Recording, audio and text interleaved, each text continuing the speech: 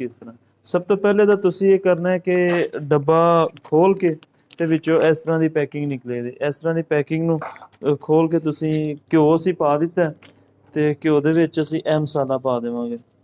ਇਹ ਮਸਾਲਾ ਪਾ ਕੇ ਤੇ ਅਸੀਂ ਚਿਕਨ ਇਹਦੇ 'ਚ ਪਾਵਾਂਗੇ। चिकन खिला ਇਹ चिकन है ਇਹਦੇ ਥੋੜਾ ਜਿਹਾ ਪਾਣੀ ਪਾ ਦੇਵਾਂਗੇ ਅਸੀਂ। ਦੇਖ ਲਓ ਚਮਚ। ਹੁਣ ਇਹਨੂੰ ਮਿਕਸ ਕਰ ਲਵਾਂਗੇ ਅੱਛੀ ਤਰ੍ਹਾਂ।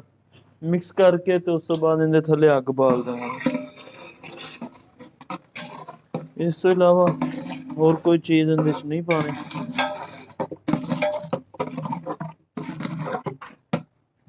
ਹੁਣ ਇਹਦੇ ਥੱਲੇ ਅੱਗ ਬਾਲ ਦੇਵਾਂਗੇ ਅਸੀਂ।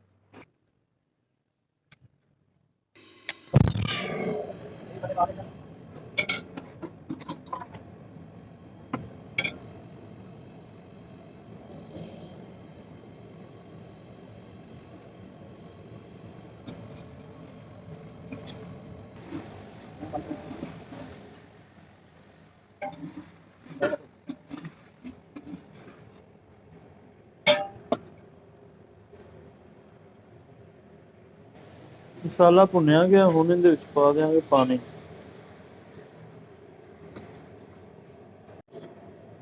ਪਾਣੀ ਨੂੰ ਉਬਾਲਾ ਆਉਣਾ ਸ਼ੁਰੂ ਹੋ ਗਿਆ। ਹੁਣ ਇਹਦੇ ਵਿੱਚ ਪਾ ਦੇਵਾਂਗੇ ਚਾਵਲ।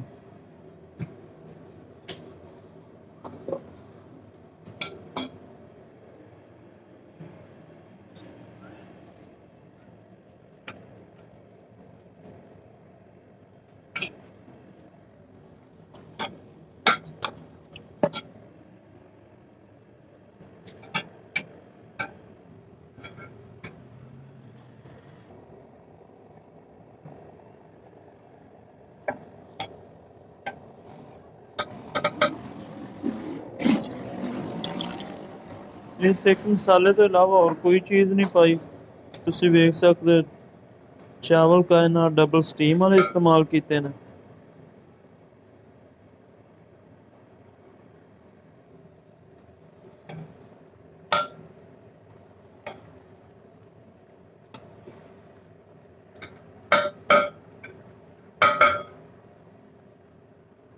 ਉਬਾਲਾ ਖੁੱਲ ਕੇ ਆ ਗਿਆ ਇਹਨੂੰ। ਹੁਣ ਪਾਣੀ ਥੋੜਾ ਥੋੜਾ ਖੁਸ਼ਕ ਹੋਏਗਾ ਤੇ ਅਸੀਂ ਇਹਨੂੰ ਦਮ ਲਾ ਦਿਆਂਗੇ। ਫੁੱਲ ਪਾਣੀ ਦਾ ਖੁਸ਼ਕ ਨਹੀਂ ਕਰਨਾ, ਥੋੜਾ ਥੋੜਾ ਪਾਣੀ ਛੱਡਣਾ ਵੀ ਤਾਂ ਕਿ ਸਾਡੀ ਬਿਰਿਆਨੀ ਸਾਨੂੰ ਜਿਸ ਤਰੀਕੇ ਨਾਲ ਚਾਹੀਦੀ ਉਹ ਜੀ ਮਿਲ ਜਾਵੇ, ਜੂਸੀ ਜੂਸੀ ਬਿਰਿਆਨੀ।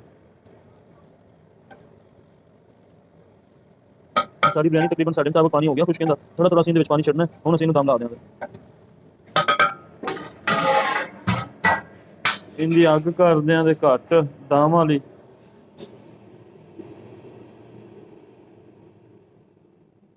ਹੁਣ 20 ਮਿੰਟ ਦਮ ਤੋਂ ਬਾਅਦ ਇਹਦਾ ਢੱਕਣ ਖੋਲ੍ਹਣਾ। 20 ਮਿੰਟ ਵੇਟ। ਦਮ ਦਾ ਟਾਈਮ ਮੁਕੰਮਲ ਹੋ ਗਿਆ। ਹੁਣ ਅਸੀਂ ਇਹਨੂੰ ਖੋਲਾਂਗੇ। ਖੋਲ ਕੇ ਤੇ ਇਹਦੇ ਵਿੱਚ ਬਿਰਿਆਨੀ ਕਲਰ ਪਾਵਾਂਗੇ ਪਹਿਲੇ। ਉਸ ਤੋਂ ਬਾਅਦ ਫਿਰ ਇਹਨੂੰ ਸ਼ਿਫਟ ਕਰਾਂਗੇ ਤੇ ਚਾਵਲ ਤੁਹਾਨੂੰ ਵਿਖਾਣੇ ਕਿ ਕਿੱਡਾ ਕਿੱਡਾ ਹੋਇਆ।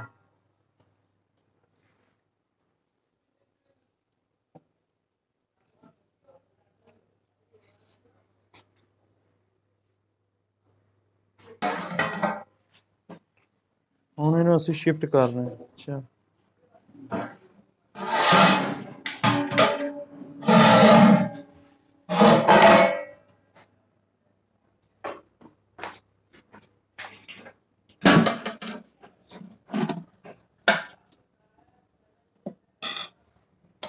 ਇਵੇਂ ਬਿਰਿਆਨੀ ਤੁਹਾਡੀ ਤਿਆਰ ਹੋ ਸਕਦੀ ਜਿਵੇਂ ਤੁਹਾਨੂੰ ਵਿਖਾਇਆ।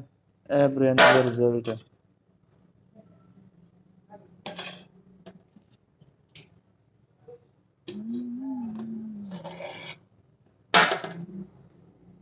ਤੁਹਾਨੂੰ ਵੀ ਅਗਰ ਮਸਾਲਾ ਚਾਹੀਦਾ ਤੇ ਉੱਤੇ ਨੰਬਰ ਆ ਰਿਹਾ, ਇਸ ਨੰਬਰ ਤੇ ਰਾਬਤਾ ਕਰੋ। 5 ਪੈਕਟ ਨਾਲ 1 ਪੈਕਟ ਫ੍ਰੀ ਤੁਹਾਨੂੰ ਦਿੱਤਾ ਜਾਏਗਾ ਚੈੱਕ ਕਰਨ ਵਾਸਤੇ।